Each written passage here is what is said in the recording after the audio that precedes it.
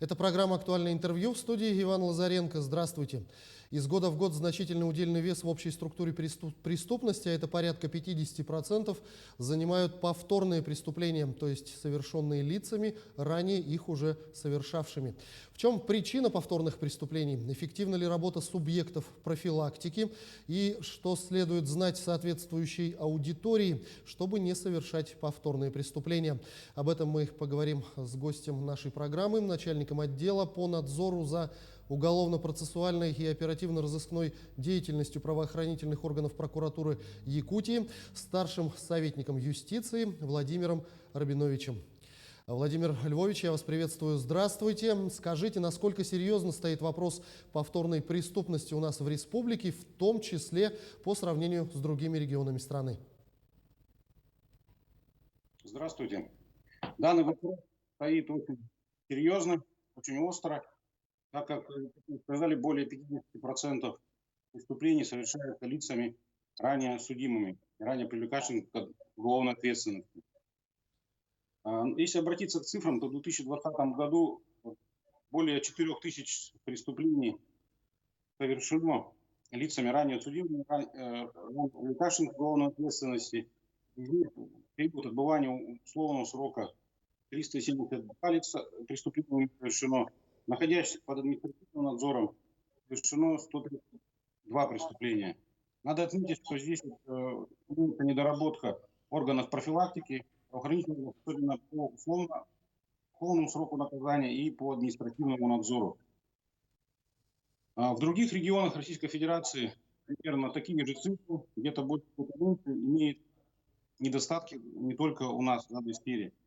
Учитывая то, что уровень повторных преступлений является одним из основных индикаторов эффективной работы правоохранительных иных субъектов системы профилактики, в указанной связи противодействие повторным преступлениям является приоритетным направлением деятельности прокуратуры Республики Саха-Якутия, а также других органов системы профилактики.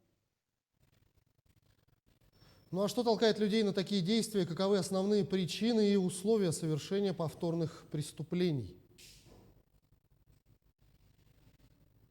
Повторная преступность как социальное явление зависит от многих факторов. От социально-экономического состояния, уровня занятости, безработицы, алкоголизации, достаточно объектов социальной инфраструктуры и уровня правовой структуры населения, доступности и эффективности мер государственной поддержки, возможности оборвать ранее возникшие криминальные связи и восстановить семейные родственные отношения. Так вот, основные обстоятельства повторных преступлений остаются бытовая и социальная необеспеченность, постоянного заработка.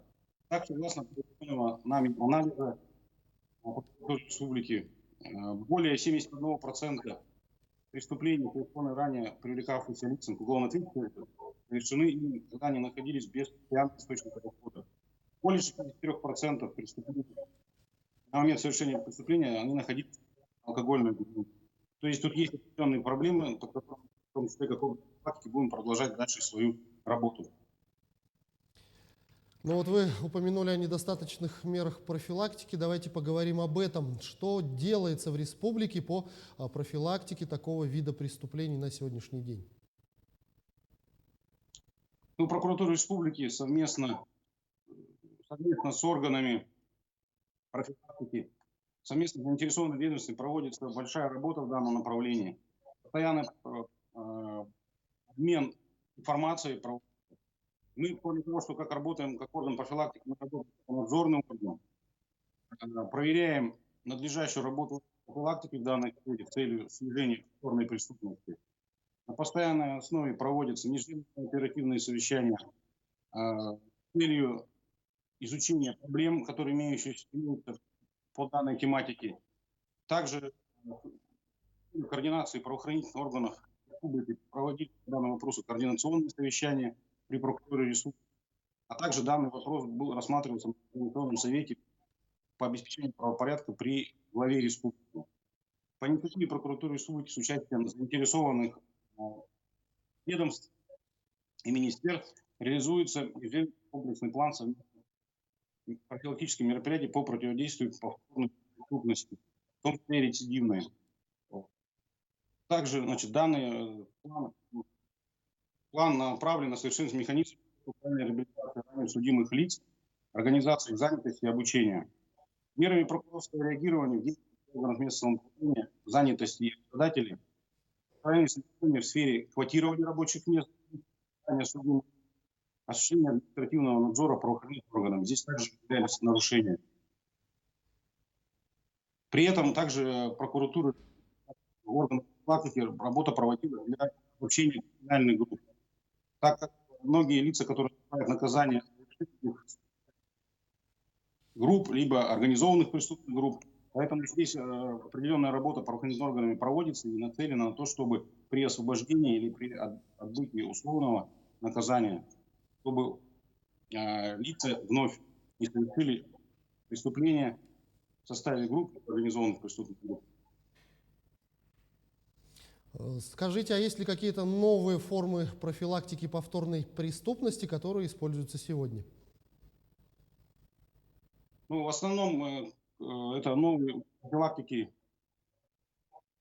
являются это беседы прокуроров, беседы прокуроров, освободившихся лиц, освободившихся лиц лишения свободы, лицами, которые отбывают наказание условными, то есть не лишены свободы. Проводится в обязательном порядке с ними разъяснительные беседы в целях реализации ими своих прав на труд, на обучение, получение социальной помощи. Это проводится не только в рамках бесед, это и другие методы профилактической работы, используем средств массовой информации, и брошюры, и работы непосредственно освобождения правительственных учреждений. Органам местного управления во многие муниципальные программы включены программы по профилактике правонарушений, вопросам социальной реабилитации лиц, имеющих законом, для того, чтобы этот вопрос был оптимизирован и в дальнейшем чтобы не совершали повторные преступления. Скажите, а возникают ли какие-то проблемы, может быть, при проведении вот такой серьезной профилактической работы? Да, определенные проблемы возникают. Именно говорить про лиц, которые ранее судимы, которые отбывают наказание освобождения, либо это условно осужденные, это денежные, отсутствие работы. Одной из причин является совершение повторных преступлений. Прежде чем мы практикой обращаем внимание на реализацию мероприятий по обучению осужденных, получению на рынке труда профессий. Органы занятости совместно с УФСИН на системной основе проводится работа по профессиональной ориентации и переобучению лиц, находящихся в местах лишения свободы. Начиная с 2019 года УФСИН совместно с Министерством образования и науки организовано обучение осужденных лиц профессиональных образовательных организаций. В целях содействия занятости граждан, освобожденных мест лишения свободы, осужденных Государственным комитетом населения реализуется пилотный проект «Труд путь новой жизни». Этот проект реализуется в 3 муниципальных образованиях. Это Галасский район, Ильинский район. Так как в этих муниципальных районах ассоциируются исправительные учреждения. По итогам реализации данного проекта устроено 6 человек, освобожденных условно осужденных. Вместе с тем, как мы уже говорили, данное является недостаточно, так как около 4000 преступлений совершается повторно. В плане обучения хотелось бы также шире, а именно дистанционное обучение осужденных. Надо сказать, что ежегодно из мест лишения свободы освобождают около 700 человек. Органы, учреждений, в которых они содержатся, отправляют в обязательном порядке в место самоуправления, куда возвращаться уведомления для проведения определенных. Но, к сожалению, пока эта работа является... Мы на это будем внимательно обращать дальше внимание, в том числе мерами прокурорского реагирования. Как логически даже можно говорить о том, что в целях устранения причин и условий, способствующих совершению повторных преступлений, необходимо оказать правовую, социальную, психологическую, педагогическую помощь и адаптировать место лишения свободы к общественной жизни. Еще одной проблемой является то, что всегда родственники ждут своих близких из мест лишения свободы, родственные связи теряются, и это тоже является проблемой в дальнейшем совершенного преступления. Тут мы считаем, что необходимо проводить психологическую работу не только с осужденными, но также с их близкими родственниками. Причем в период, когда они находятся в местах лишения свободы. На ваш взгляд, что необходимо совершенствовать для улучшения состояния законности в данной сфере? Считается, что это требуется совершенствование действующей в данной сфере, поскольку федеральный закон об основной системе профилактики правонарушений Российской Федерации 2016 года и закон Республики Саха-Якутия о профилактике правонарушений Республики Саха-Якутия 2005 года не имеют законных актов, в том числе отсутствует нормативно регулирование информационного обмена о лицах, находящихся на профилактических учетах и нуждающихся в услугах по ресоциализации и адаптации. Прокуратура Республики Саха-Якутия была изучена положительная практика других субъектов Российской Федерации, где используется единый банк данных, освободившихся из мест лишения свободы, разбивка индивидуальной программы социальной реабилитации. Данные материалы по созданию банка аккумулированы у нас и направлены в органы государственной власти республики. Мы надеемся, что в ближайшее время, точнее, будет какая-то работа проведена и будет создан такой единый банк данных. Как положительный момент необходимо отметить, что по инициативе уполномоченного по правам человека Республики Саха-Якутия в настоящее время разработан законопроект о ресоциализации лиц, отбывающих наказание, лишения свободы и подвергающих иным мерам уголовного правового характера, нормой которой будет уполномоченный орган, координирующий деятельность иных субъектов системы профилактики. Ну и подытоживающий вопрос. Возможно ли гражданину предотвратить совершение повторного преступления и что для этого необходимо? Ну, гражданам, ранее совершавшим преступление, прежде всего следует знать, что на сегодняшний день существуют определенные органы, министерства, ведомства, которые данным вопросом занимаются после их освобождения, также занимаются лицами, которые отбывают данное наказание условно. К примеру, Министерство труда и социального развития предусмотрено таким гражданам единовременная денежная помощь, предоставление временного приюта, по делам молодежи, семейной политики, психологическая помощь, здравоохранение – это помощь медицинская больным туберкулезом. Непосредственно после освобождения лицам из мест лишения свободы необходимо обратиться в центр занятости, в орган местного управления по своему месту жительства, который должен поставить на учет для дальнейшего трудоустройства, а также обучение, отсутствие специального образования. Граждане, ранее совершившие преступления, пытаются трудоустроиться по найму. К сожалению, не всегда это получается, потому что работодатели не хотят брать ранее судимых лиц. Тем не менее, надо им понимать о том, что они могут реализовать свое право на труд как самозанятыми, такой новый термин недавно времени у нас есть, и также могут они заниматься предпринимательской деятельностью. У нас закон не запрещает лицам, которые ранее заниматься предпринимательской деятельностью. При этом такие граждане знают, что у них есть для этого способность не заниматься в них. Ни в коем случае не вставать на старый путь совершения преступления.